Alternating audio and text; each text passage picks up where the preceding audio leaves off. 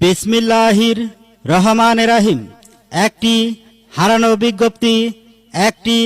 হারানো বিজ্ঞপ্তি গত 10/8/2026 রোজ সোমবার ভারসাম্যহীন মজনু নামে 40 বছর বয়সী ব্যক্তি তার নিজ বাড়ি বালিজুড়ি নামাপাড়া থেকে হারিয়ে গিয়েছে। ছেলেটির গায়ের রং ছিল ফর্সা, পরনে ছিল গেঞ্জি এবং লুঙ্গি।